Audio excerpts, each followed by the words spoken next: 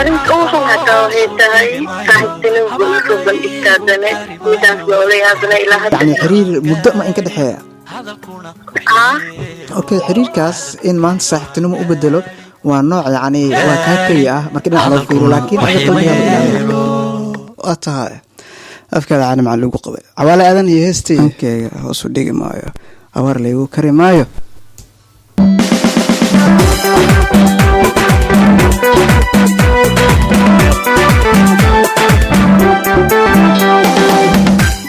أتها أنا قدو قلنا قيبها برامج كينا أتها أيضا فإذا قاروا حمارسين قلبتنا مرتدى يتلمامياشا ay haayo qiimaha ay farduhu u leeyihiin bulshada marka loo fiiriyo Soomaaliya cadka iyo anahoodana gurigaba waa xalaal haddana looma quuro canka caloosha lama sideysan karo ama lama shideysan karo martina looma saluugi karo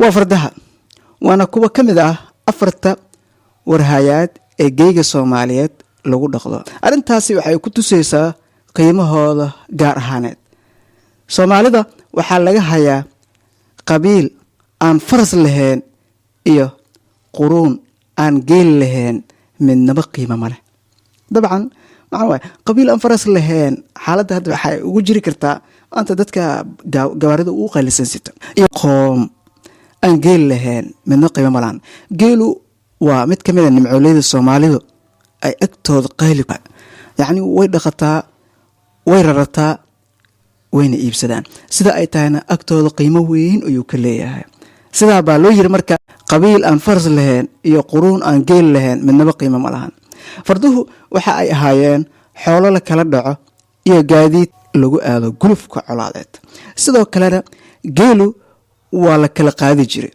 hadba reer walibana intuu geela uu leeyahay tiro ag ayuu qiimo lahaa nina kuma dhici karin inuu gabar haasaabo u tago asigoo aanan haysan boqol halaad iyo baarqabkooda marka la raaco sooyaalka suugaaneed ee Soomaaliya waxay ugu horeyn jirtay farasta in ay tahay waxyaabaha la jecelada Soomaalidu aad ugu qabtay muhiimadda fardaha iyo jaceylka loo qabo waxa waagii hore kor u qaaday saddex xaaladood oo ku xusan murtida tan Soomaaliyeed Soomaalidu waxay oran jirtay ninka xoolo doonayo xamaro ag joog ninka xaraga doonayana xamaro ag joog ninka xilo doonayana xamaro ag joog xamaro waa mid kamid ah fardihii uu isticmaali jiray Sayid Maxamed Cabdulla Xasan yani magaca ay leed xamaro markuu faras magaciisa murtida waxay tilmaamaysaa in waxtarku ugu muhiimsan ee farduhu ay ahaayeen Soomaali marka loo fiiriyo kow guluf iyo in lagu dagaalamo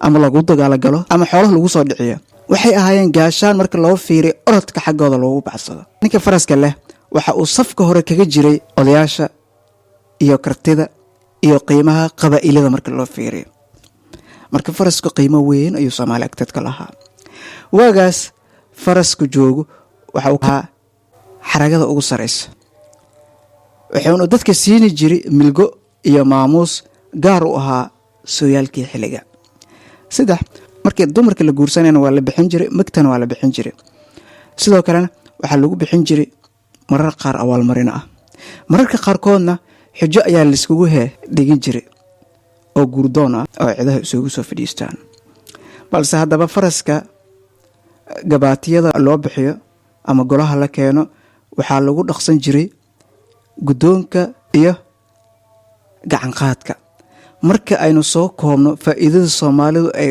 faraska agtooda uu ka leeyahay waxa uu ahaa guluf guur xarago iyo gaadiid caadiga ah sida maanta gaadiidka kana la isticmaalo farasku Soomaali agteeda qayli ayuu ka ah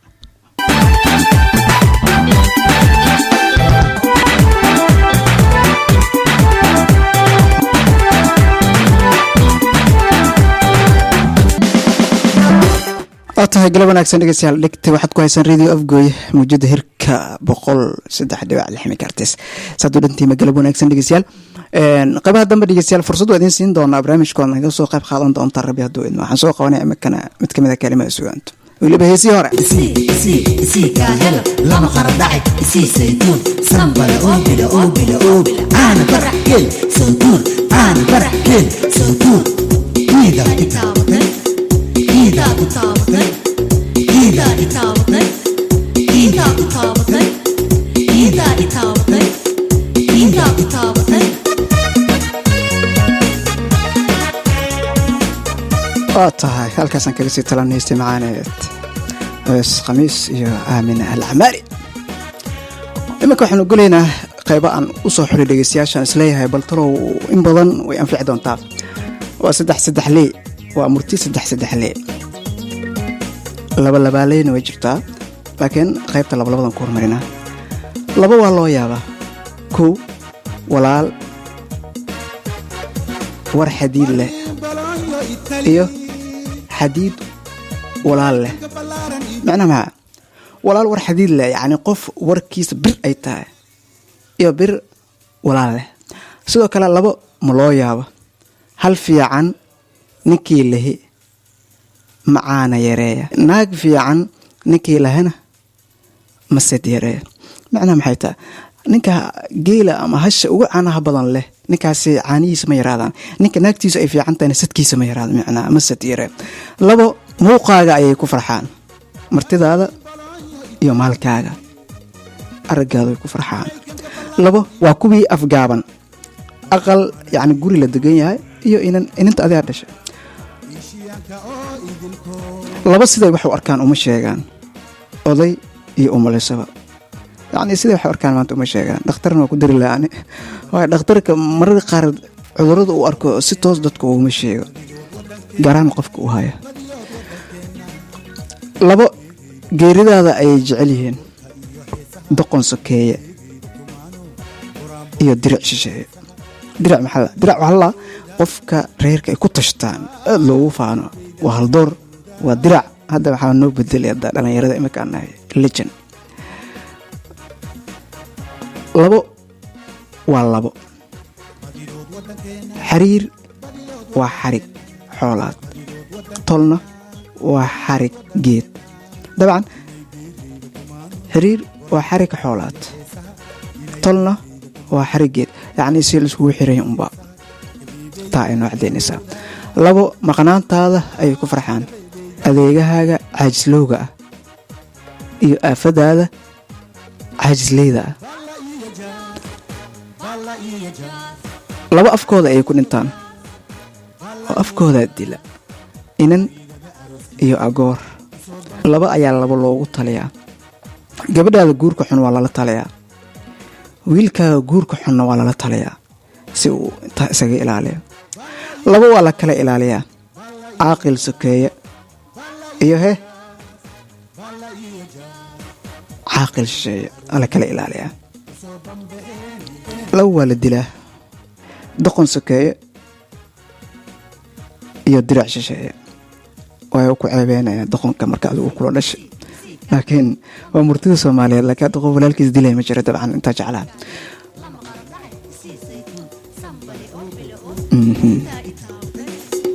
Ida itaabatay Ida ku taabatay Ida itaabatay Ida ku taabatay Ida itaabatay. waa tahay labada masiibadeena oo waxaan aadaynaa qaybaha kale barnaamijkeena hagaag dhegeystayaal. dabcan waa maqasheen oo maleena ereyga ah markii Soomaalidu ay maamuusayso waa ereyga ugu weyn markii dhinac loo fiiray, laakiin Soomaalidu waxay dhahdaa marti waxay leedahay fiiro munaafiq.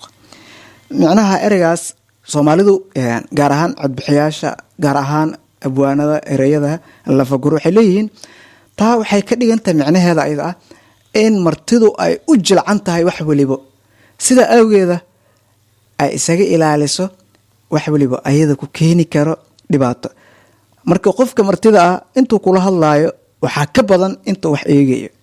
saas awgeeda marka marti ka dhigay marka qof adiga ku kalsoon tahay oo agtaada ku weyn oo agtaada qayli ku ah oo eegmadiisa aysan xumaan ahayn.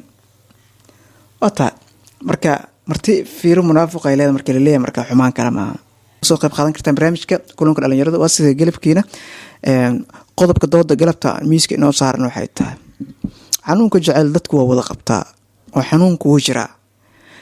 keeba uu ku sii dambeeyaa xanuunka jacayl labada qof markay kala tagaan, wiil iyo gabar. aan ku celiyo markale qodobka dooda galabta wuxuu yahay xanuunka jaceylka waa xanuun qof walba u dareemaa laakiin yaa zaa'id u dareema marka labada qof lamaanuhu ay kala tagaan ama labada qof ee hore isu jeclaa ay kala tagaan. soo dhawaada mar kale.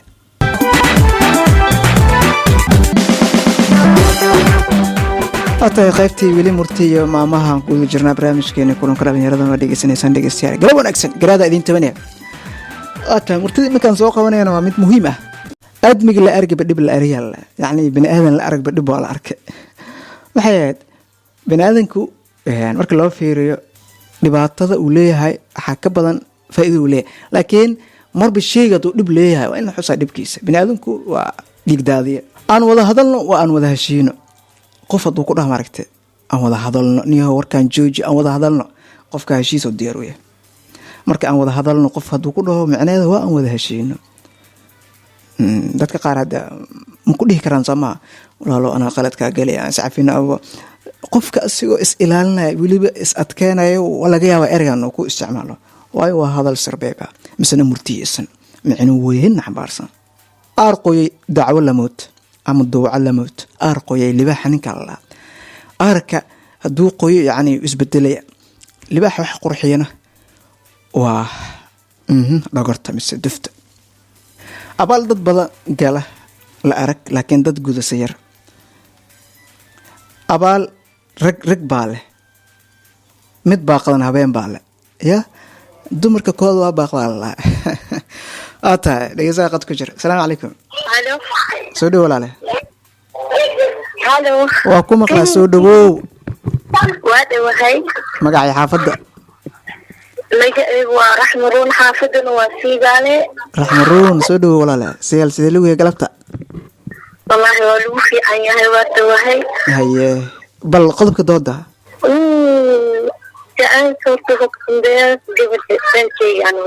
fikirkaaga yacni xanuunka markii labada qof ay kala tagaan dumarku aada ugu sii dambeeya miya? anzila hadda igu dambeeya wallaahi. saasaa dhihine haye bal haddii hadda uu jooga xitaa waa xalin karnaya aqay haddiiba uu xanuunkaas jacaylku maanta aad dareemaysid maxaan kula qabanaa ii sheeg diyaara kuna.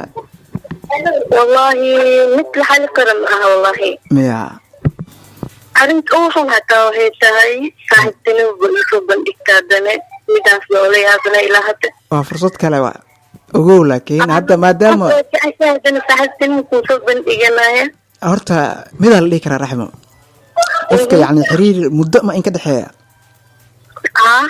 okay xiriirkaas in maanta saaxiibtinimo u bedelo waa nooc yacni waa kaa tegi ah marka dhinac loo fiiriyo laakiin adig qalbigaada u ilaalina.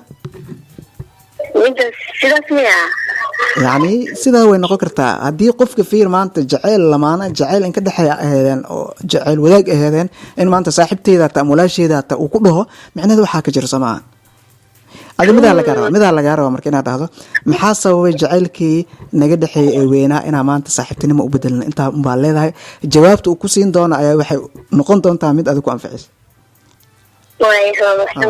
sidoo kale hagaagka dhegeystayaal barnaamijka kulanka dhalinyarada dhegeysanaysaan waa mahadsantahay raxmo. dabcan waa xanuun qof muddo xiriir wadaagayseen inuu ku dhaho aan u bedelno saaxiibtinimo qofkaasi laba shayaa laga yaabaa inuu yahay laakiin maalinta talada inaan sheego soomeen dhiman hadda idiin faa'iideyna qofkaas ama gabar loo doonay ama uu guursanaya ayaa soo dhow oo wuxuu diidayaa adi inuu niyadda kaa dilo ama soo maaha arrin ka weynaa jirta is xaggiisa. waa tahay abeeso tan saqarta iyo tan aamusta daranay dhahan soomaalida. waa tahay marka waxaan ku celinayaa abaal rag gala la arag oo gudana la arag laakiin waxaase yar abaal dumar ay gudaan. waa tahay waa murtadii soomaalida hore ay tiraa laakiin inkastoo soomaalida hore dumarka ay xaggooda aada ugu yaraayeen macnaha xagga liidnaanta oo ay ku badneed waa loo dhihi karaa. okay aan ka socno marka aboorka inta uu uunka kugu tufin ayuu laguhu kugu tufaa. waa tahay adduunyo kakaba la-id aakhirana ka salaan la-id maxaa warkaan adduunya kakaba la-id macnaa adduunyada maanta wax faa'iido a qabsateen ma jiro. qofka markaa dhegeysid waa aragtay qofkii ma dadaalayo eber waaye wax jira maahan yacni markaasaa leedahay adduunya kakaba la-id aakhirana ka salaan la-id yacni adduunyada raaxa kuma haysto salaadii allana ma tukanayo kaas camal loo isticmaala marka adii marka dhinac loo fiiriyo hadal weyn baa dhahday laakiin asi isu u fahmo way yartaa marka adduunyo ka kaba li'id aakhirana ka salaad li'id arrin jiraba cakaare imaane waa hadal badana Soomaalida ay taqaana arrin jirataba cakaare imaane cakaaro marka waa magaalo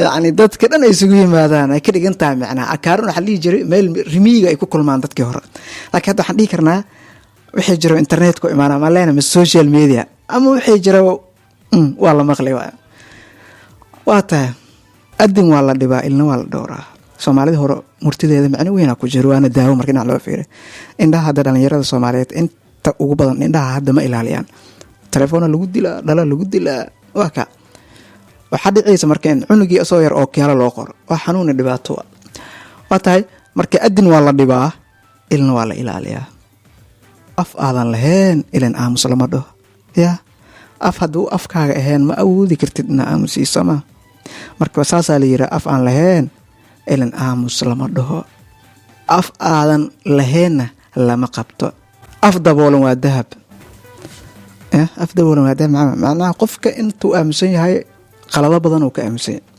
marka intuu hadli lahaa hadallo badan oo qalad ka soo bixlaayeen waxa ugu roon af daboolan waa dahab maxaa isku ognaad kadib af daboolan waa dahab isaharabka akutumo dhanka doontaba u raac naftaada ku raali geli harunay raxde alla rago rigde ataalkaasan kaga sii talaan heystii macaaneed mash abka ahayd misana collectionka Ismaaciil Dalan